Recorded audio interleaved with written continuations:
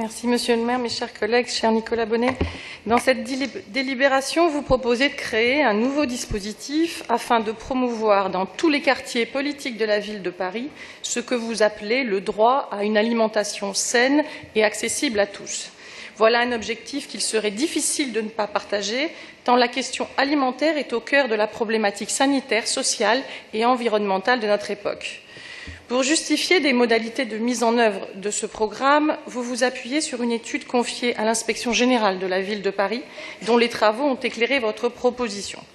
Je regrette que cette étude ne soit pas publiée in extenso sur le site de la ville de Paris, ce qui aurait permis d'éclairer nos débats, tant il est toujours délicat d'évoquer un travail qui n'est pas rendu public. J'avoue, pour ma part, être très en demande de ce rapport, que vous n'aurez, j'en suis sûre, aucune difficulté à diffuser à l'ensemble de notre Assemblée. Au-delà de ces questions, votre projet devra absolument prendre en compte, pour sa partie commerciale, l'offre qui existe déjà à travers des enseignes spécialisées ou de l'action des réseaux tels que les AMAP ou la Ruche qui dit oui. Il ne faudrait pas que ce projet municipal de halles alimentaires vienne mettre en péril des circuits vertueux du point de vue environnemental qui subiraient alors une forme de concurrence d'autant plus brutale qu'elle bénéficierait des moyens de la mairie de Paris. Il ne faudrait pas que l'effet d'annonce de vendre dans ces lieux des produits sains, de proximité, accessibles aux plus modestes, ne se transforme en déception faute de moyens pour le garantir. C'est d'ailleurs la partie la plus difficile à appréhender dans votre projet qui pose plusieurs questions. Comment seront choisis les producteurs? Quel partenariat sera engagé avec le Conseil régional d'Île-de-France qui développe une politique ambitieuse pour soutenir les producteurs franciliens?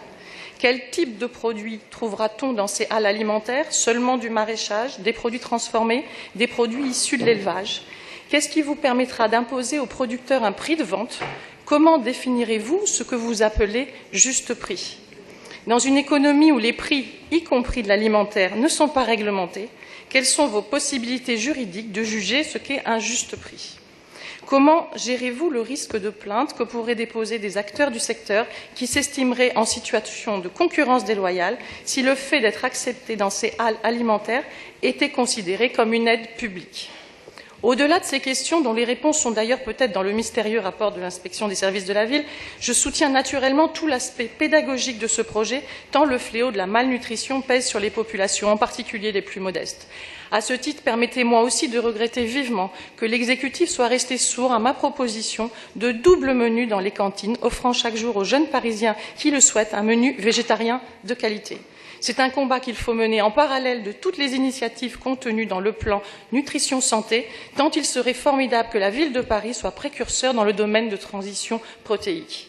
Sans vouloir polémiquer, il me semble que la proposition à minima d'un menu végétarien une fois par semaine est très en deçà des attentes de nombreux Parisiens qui ont du mal à comprendre le volontarisme de la mairie vis-à-vis de projets tels que celui que vous nous proposez et sa frilosité quand il s'agit de proposer chaque jour dans les cantines un menu végétarien alternatif à l'image de ce que des grandes villes comme Saint-Étienne et Pau ont déjà fait.